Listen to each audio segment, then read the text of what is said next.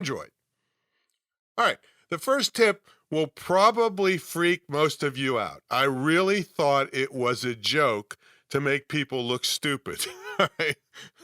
I don't really need a joke to make me look stupid, but it isn't, and I love this tip. Did you realize you can tap the back side of your iPhone? I had no idea. And I'm not kidding. And I'm not referring to the beautiful backside that we talked about all over my plugin series, all right? You can actually tap on the backside of your iPhone to make it do certain things.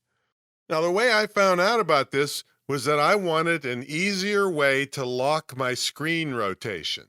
I'm sure you've experienced a picture or video or text you wanted to look at, and the screen was vertical and you wanted it horizontal or vice versa. Well, here's what I found out. You can either double tap or triple tap the back of your iPhone to lock the screen orientation without going into your control panel. Now, wait a minute, before you try this, the double and triple tap on the back of your iPhone can be used to do lots of different things.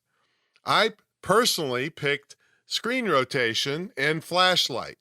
All right, so you have two things you can end up doing with these. So here's how you get to this.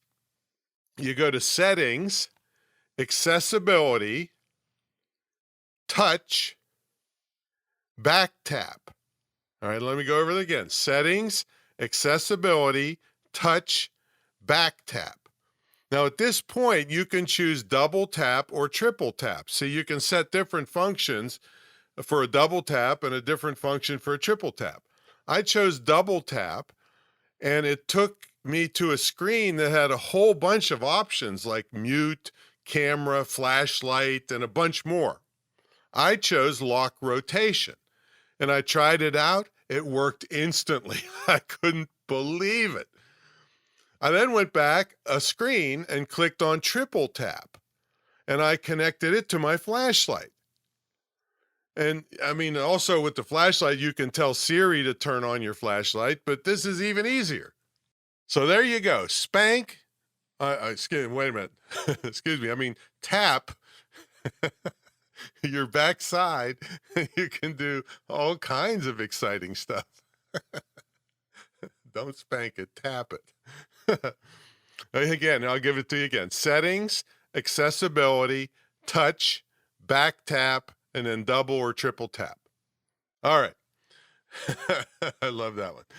All right, here's another tip. 3 ways to decline a call. So if the call comes in while you're using the iPhone for something else, all you do is simply hit the decline button and it'll go to voicemail. Now, if the call comes in when the iPhone is locked or asleep, say, I mean, there will not going to be a decline option on the screen. So that you press the side button twice and that will send it to voicemail.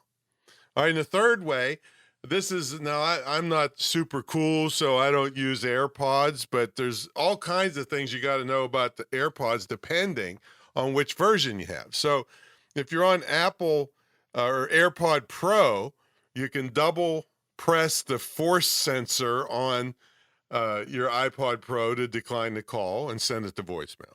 If you're using first generation AirPods, you can tap the side of either iPod, either one you got, twice, and that's going to answer the call. Tapping it twice again will end the call. And then for second generation AirPods, double tapping the side of your AirPod will quickly answer and hang up the call. Now, if you're just wearing regular earbuds or earphones, when the call comes in, squeeze and hold the microphone clicker for a few seconds and then release it. All right, you got to play with that. And then I don't pretend to know that because I don't use any of the Apple earphone stuff. All right, here's a simple tip on your calculator app. Now, if you mistype a number, you pretty much feel you have to hit the clear or all clear button. There's no like back button to hit one number off or something. And you got to start over. Well, here's a hidden tip for you. If you swipe either left or right, one number will be